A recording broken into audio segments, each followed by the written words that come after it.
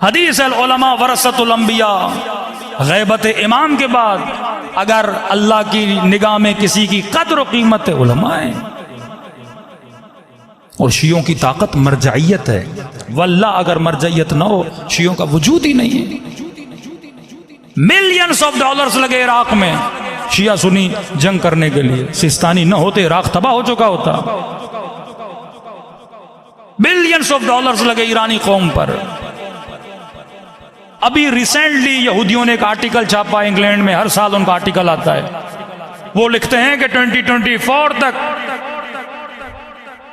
शियत का डाउनफॉल शुरू हो जाएगा। शियत का गोल्डन टाइम खत्म है अभी, उनकी अपनी कैलकुलेशन है। रीजन क्या बताता है? का दो रीजन है। सिस्तानी भी 80 को क्रॉस कर चुके हैं, खामनेई भी 80 को क्रॉस कर चुके हैं, और इन दोनों के बाद हमें आलम तशय्यो में लीडरशिप नजर नहीं आती। जैसे ये दो जाएंगे शिया बिखर जाएंगे, डाउनफॉल ऑफ शिया शुरू हो जाएगा। वो भी जानता है कि शियत की ताकत क्या है, तभी ऐसे लोग पैदा किए जाते हैं अफसोस से। और रहबर मुअज्जम के जख्मी हाथ का मजाक उड़ाया जाए। भाई ये हाथ जख्मी कहां हुआ था? गुनाह करते वक्त या राह खुदा में जिहाद करते हुए? जुमे का खुतबा देते हुए बम ब्लास्ट हुआ, अल्लाह का नाम लेते हुए बम ब्लास्ट हुआ था, तरवीज दीन करते हुए बम ब्लास्ट हुआ था और इनका हाथ जख्मी हो गया। ये तो बिल्कुल ऐसे है कि कराची में कोई बम ब्लास्ट हो, 10 लोग मर जाएं और 15-20 लोग जख्मी हो जाएं, और आप उनके घरों में जाकर उनकी जख्मी टांगों का मजाक उड़ाओ। ये तो हरकत बनु उमैया है कि हजरत अब्बास के दोनों बाजू कट गए और तू अब्बास का मजाक उड़ाने लगे। यह हाथ राह खुदा में जख्मी हुआ है। तूने अपने आज़ा से कितनी अल्लाह की इताअत की है, तूने अपनी ज़बान से खुदा की कितनी इबादत की है। खुदा वो आज़ा जो राह खुदा में कुर्बानी देते हैं, रोज उन पर रहमतों को नाज़िल करता है, और वो आज़ा जो अल्लाह की नाफरमानी करते हैं, रोज अली और आले अली की उन पर लानत होती है। ये माशरे से गैरत दीनी को खत्म करने के लिए दो लफ्ज याद रखिए। एक होती है लीगल वैल्यू, एक होती है मॉरल वैल्यू। इस मामले को समझिए। जो पॉलिटिक्स के स्टूडेंट हैं वो बेहतर इन चीजों को समझते हैं, जिन्होंने सोशल स्टडी पढ़ी है उनको पता है कि माशरे को कैसे बदला जाता है। इमाम खुमैनी वली फकीह बने नहीं थे, पर उससे पहले वली फकीह थे। लीगली नहीं बने थे, लेकिन मॉरली लोगों की निगाहों में वली फकीह थे। मॉरल वैल्यू, और ये बड़ी खतरनाक होती है। आगा खामनेई लीगली वली फकीह बने थे, लेकिन ईरान में अभी मॉरली नहीं बने थे। और जब मूसवी और अहमदी निजात की लड़ाई शुरू हुई ईरान में, उस वक्त दुनिया ने कहा अब खामनेई मॉरली भी वली फकीह बन। मॉरली का मतलब क्या? कि आपको एक लीगल वैल्यू दी जाती है, लेकिन मॉरली भी लोग उस मकाम को उतना समझें और आपकी इताअत उतनी करें कि ये जब आगे खामनेई ने तकरीर की कि खुदा अय इमाम ज़माना, ये हुकूमत मेरे पास है, अब बदन ज़ईफ है, हाथ कमज़ोर है, मौला अब मुल्क हाथ से निकला जा रहा है, अब हमारे पास आपके अलावा कोई नहीं। इनके इन जुमलों ने पूरे ईरान को रोडों पे लाया, और वो जितना फितना था उस फितने को क्या किया? ख़त्म किया। दुनिया ने कहा नहीं, अब खामनेई मॉरली भी इतने मजबूत हो चुके हैं, अगर ये कुछ कहें तो ये कौम निकलने के लिए तैयार है। आगा सिस्तानी लीगली वली फकीह नहीं है, पर मॉरली इलाक में एज वली फकीह है।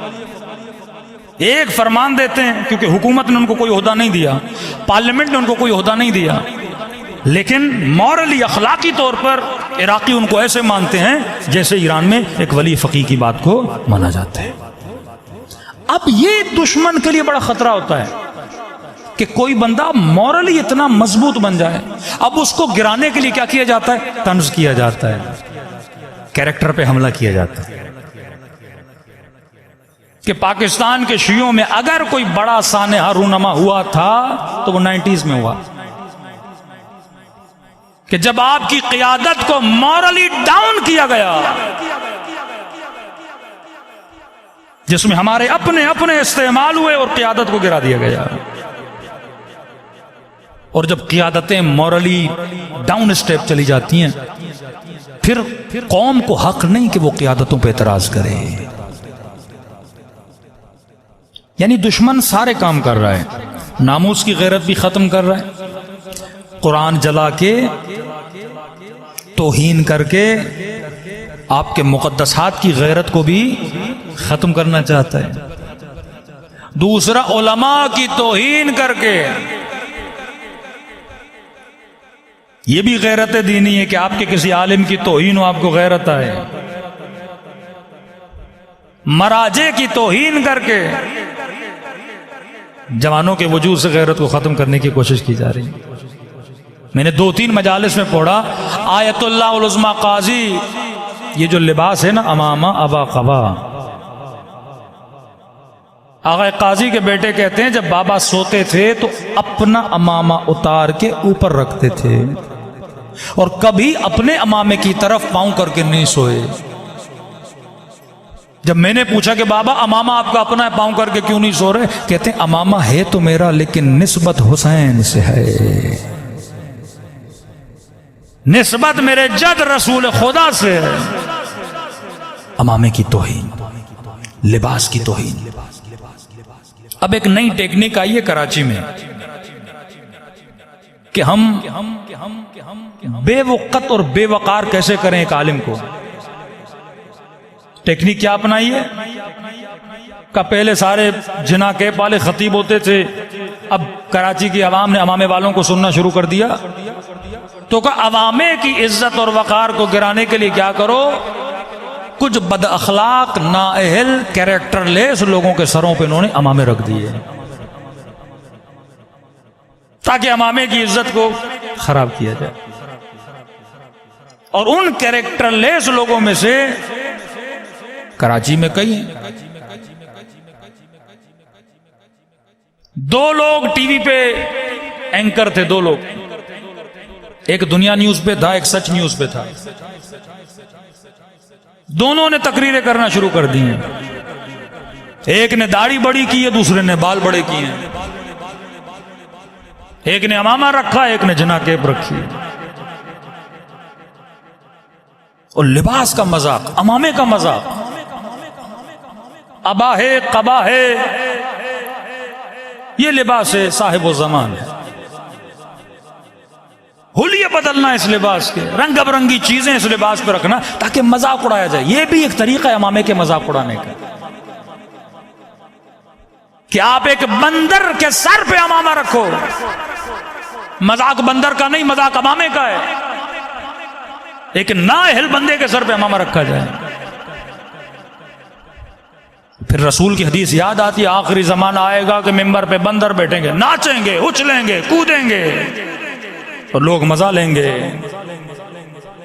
चलो बात यहां तक होती तो बात काफी थी, लेकिन फिर उसी मिंबर पर अब देखो, पहले वो जाकिर बाज, वो खतीब बाज जो उलमा और मराजे की तौहीन करते थे, बंदा कहता था चलो मौलवी नहीं है ना, मौलवी दुश्मनी है, इसको हसद है, बुग़्ज़ है, जाहिल है।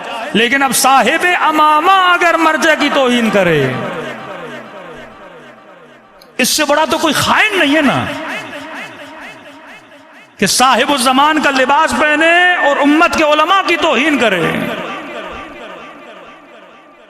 अपने जवानों को किताब जरूर लेकर दिए, प्रोटोकॉल्स ऑफ जूज, यहूदियत के प्रोटोकॉल्स, लिखा है कि हम किस तरह उम्मते मोहम्मद में तफरका डालते हैं। CIA के प्रीवियस हेड का इंटरव्यू पढ़िए, वो कहता है हमने बड़ी जंगें की मुसलमानों में, जंग में बड़ा खर्चा है, फायदा नहीं है, अब बेहतरीन तरीका यह है इनको आपस में लड़ाओ, शिया सुन्नी आपस में लड़ें, शिया आपस में लड़ें। थोड़ा पॉलिटिकल अवेयरनेस अपने वजूद में लाइए, वाकयात और हालात को समझने की कोशिश करिए। इराक के शिया, लुबनान के शिया, अजरबैजान के शिया, ईरान के शिया, 5वें पाकिस्तान के शिया, इंडिया के शिया, 6 मुल्क।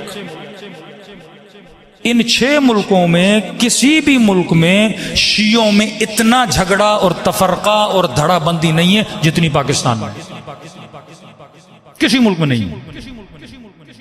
एक अजब मामला है पाकिस्तान का क्योंकि इनकलाब इस्लामी के बाद सबसे ज्यादा प्रॉक्सीज यहां बनी।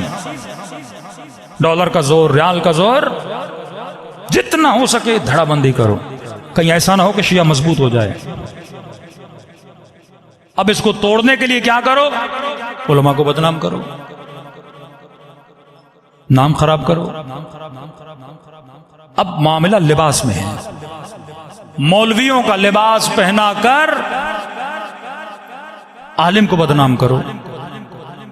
इनकी निजी महफिलों में आप जाएंगे, जबान से गाली के अलावा कोई लफ्ज नहीं निकलता। इनकी निजी जिंदगी आप देखेंगे तो ये गैरत दीनी होनी चाहिए। खुमैनी मदरसे फैजिया में कहने लगे, आए अहले कौम, तुम्हारी गैरत को क्या हुआ है कि अमामा पहनकर दीन की तौहीन की जा रही है? का और कुछ नहीं कर सकते, इनके सरों से अमामे क्यों नहीं उतारते?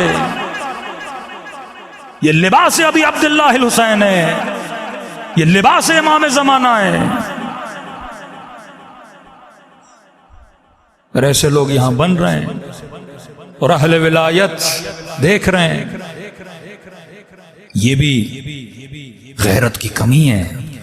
दीनी गैरत जब कम हो जाए और वहन आलिम, वहन मजहब, मौला फरमाते हैं हर गुनाह की माफी है, तौहीन मजहब की माफी नहीं है। तौहीन मजहब का सिर्फ ये मतलब नहीं कोई अलम की तौहीन करे, काबतुल्लाह की तौहीन करे। शाइर अल्लाह का मतलब हर वो चीज जो मुआशरे में अल्लाह के नाम को बुलंद करे। अलम को देखकर अब्बास याद आते हैं, जरी को देखकर हुसैन याद आते हैं। ये वो शाइर हैं जो सांस नहीं लेते लेकिन जिंदा शाइर अल्लाह उलमा हैं।